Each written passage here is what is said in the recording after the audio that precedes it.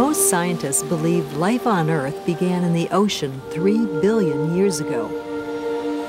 Since then, from that first life form, as many as 10 million different species of maritime plants and animals have developed.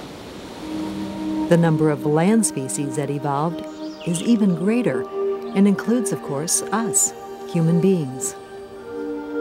None of this evolution would have been possible without the natural process of cell mutation, the random reordering of genes within a DNA molecule. That's the same type of random mutation that can lead to cancer cells. The process that creates cancer is so nearly identical to the process that shapes and reshapes all of the living world, it's doubtful we can ever completely prevent cancer.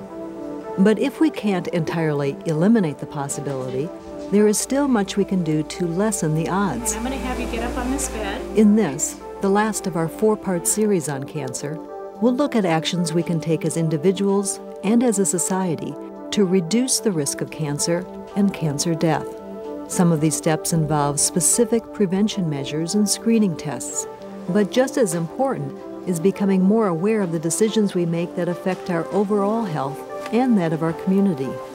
Taking this approach, we can not only reduce cancer risk, we can create more meaningful and fulfilling lives.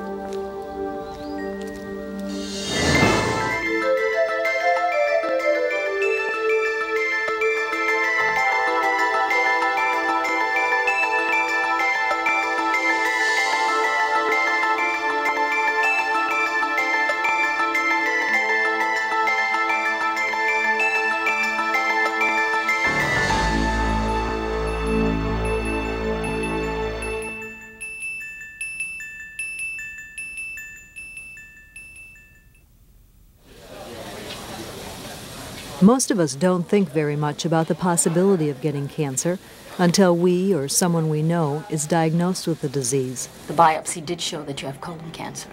When there is a diagnosis, we're often told that the cause of cancer is mostly just bad luck. It's as if dice are being rolled and re-rolled over and over again. The longer we live, the greater the chance that eventually the dice will come up spelling cancer. But random chance is just one of the determining factors. We're seeing a big increase in small-sized lobular breast Researchers, cancer. known as epidemiologists, look for statistical patterns of disease occurring within groups or subgroups of a population. Historically, this approach has uncovered many cancer risks, including contact with coal tar, asbestos, and radioactive materials. Most of these exposures occurred in workplaces. At the National Cancer Institute, Dr. Peter Greenwald is the Director of Cancer Prevention. He says that job-related cancer risk is far less common than in the past. Happily, things have improved a great deal in the United States over the past 50 years. So most U.S. industries have cleaned up their act if they had a problem in the first place.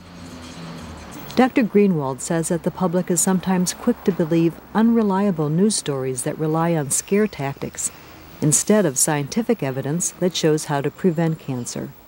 There's information overload in the sense that people can have trouble sifting out what's credible and valid and what's not, and what's background noise. And there's also problems in knowing what has a large impact and what has a smaller, trivial impact. For example, when there was a question raised about cell phone use, we just called the people making the cell phones, and it turned out the slight increase in brain cancer occurred before the phones were being sold. And they were not occurring next to that part of the brain where you held the phone. And so there were some inconsistencies, and that just has not held up as a causative factor. Besides myths about specific cancer risks, Dr. Greenwald says that there's a natural tendency to assume that cancer risk in general is on the rise.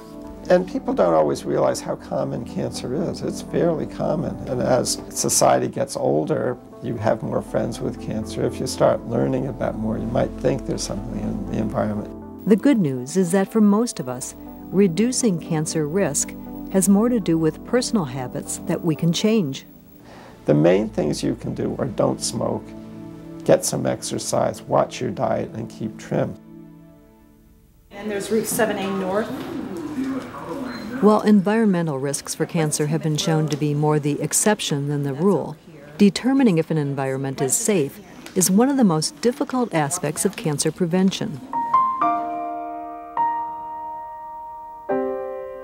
Nestled in the beautiful Green Mountains, the town of Clarendon, Vermont seems an idyllic and secure spot to raise a healthy family. You want the kids' meal? But for Wanda Crossman, owner of the Whistle Stop restaurant, that feeling of safety began to change the day her 11-year-old daughter, Kayla, became sick.